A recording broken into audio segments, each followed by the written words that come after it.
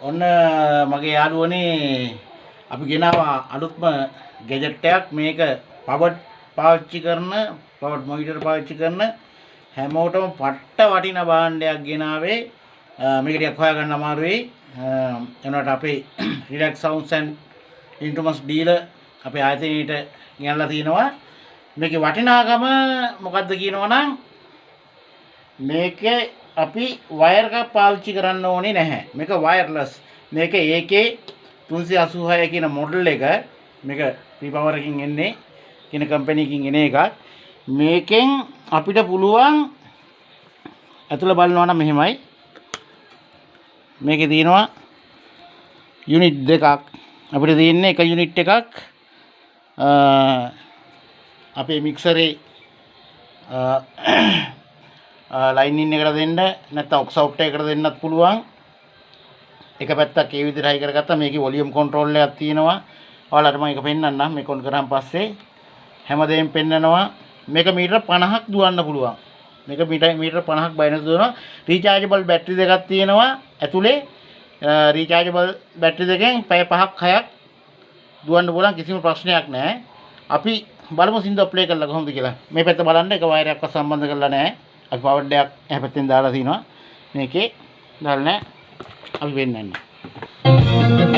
හොඳයි අපි වීඩියෝ එකක් අපි දැන් ඔඩියෝ එකක් ප්ලේ කරලා තින්නේ. බලා ගන්න පුළුවන්.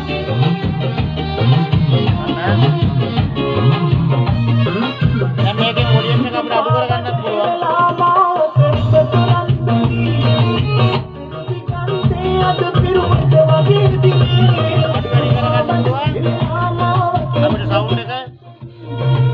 සවුන්ඩ් එක අඩු වැඩි කරගන්න ඕන පුළුවන්. ඔන්න අපි පවර් එක පැත්තට යනවා දැන්. මෙන්න පවර් එකේ අපි හයි කරලා තියෙන අනිත් යුනිට් එක. මේකෙත් කිසිම වයරයක් සම්බන්ධ කරලා නැහැ. යුනිට් එක විතරයි සම්බන්ධ කරලා තියෙන්නේ. සෑහෙන්න වටිනවා මේක. අපිට සෑහෙන්න වටිනවා කියන්නේ මේක දැන් අපි උඩ තට්ටුවක හරි පවර් එකක් දා ගන්නවා නම් සවුන්ඩ් එකක් දා ගන්නවා නම් ආයි වයර් ඇදයක් දඟලන්න දෙයක් නැහැ. අපි උඩ තට්ටුවේ තිබ්බා.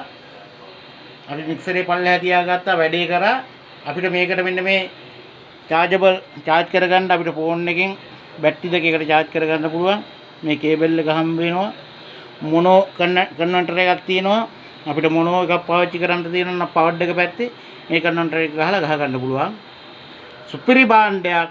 බය නැතුව ගන්න වයර් ඇදගෙන දඟලන්න දෙයක් නැහැ. පැය 5ක් දුවනවා. සුපිරිම භාණ්ඩයක් ගෙනත් තින්නේ.